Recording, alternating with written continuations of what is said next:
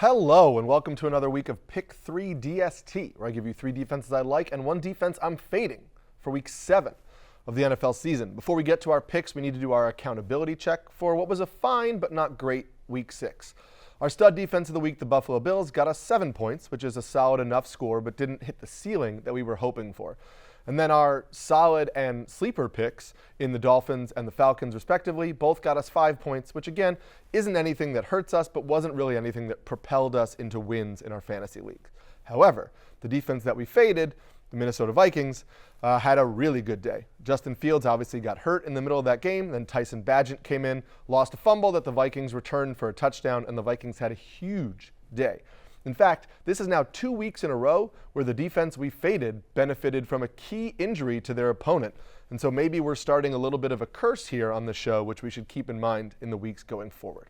Before we get to my picks for the week, if you want to check out my full weekly DST rankings, you can click on the link below and also read the changes I made to the BOD formula, which I hope will give us a little bit more efficiency in our picks in the weeks ahead.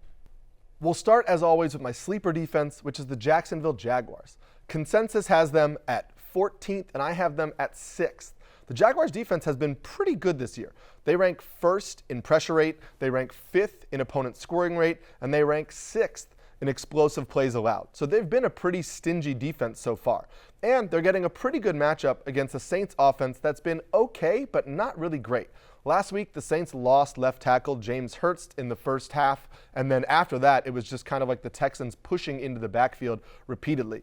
I know they only got 2 sacks, but there was pressure on Derek Carr all game long, and so I think the Jaguars are going to be able to also get pressure on Carr. These Thursday night games also tend to be a little bit ugly and sloppy, so I think the Jaguars are a pretty solid floor defense for us here in Week 7. My solid defense of the week is the Tampa Bay Bucs. Consensus has them 12th, and I have them up at 5th this week.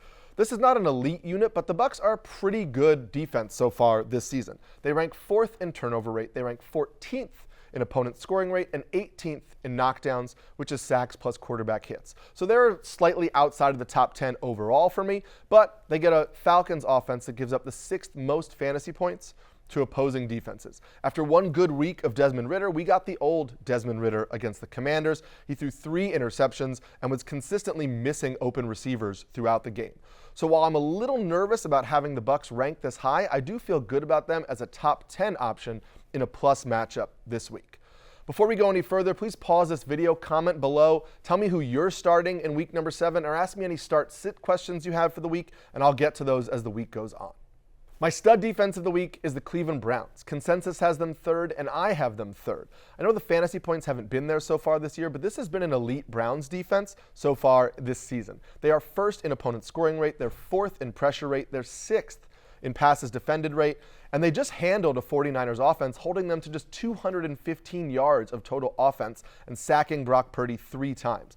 Now, I know the injuries to Deebo Samuel and Christian McCaffrey factored into that, but it's a disservice to the Browns to say that's the only reason why this Browns defense performed well.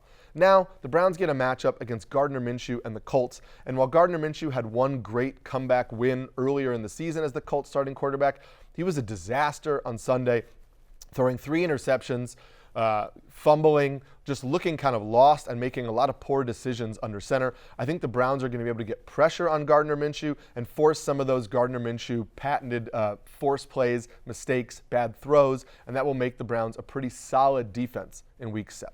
Now we'll end with the defense I'm fading for Week 7, and it's the Baltimore Ravens. Consensus has them 9th, and I have them down at 19th this week. Now, I know the reason that the Ravens are jumping up these rankings is because David Montgomery hurt his ribs last week and is unlikely to play on Sunday. However, I do expect the Lions to get Jahmyr Gibbs back this week, which means the Lions' offense should pretty much be close to full strength in this matchup against the Ravens. Obviously, if we find out during the week that Gibbs is not going to play, the analysis of this game will change, so you have to keep that in mind and keep an eye on the practice reports as the week goes on.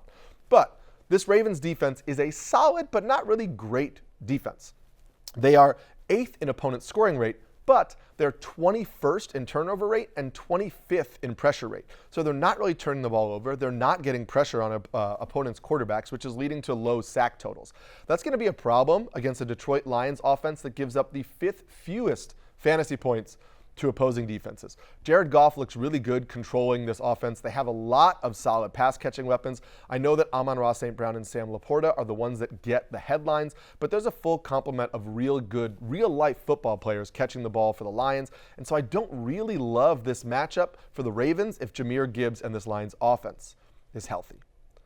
That's going to do it for this week. As a reminder, click below to like and subscribe to get all of our NBC Sports content, both fantasy and real football coverage during the year. Comment below. Let me know who you're starting this week.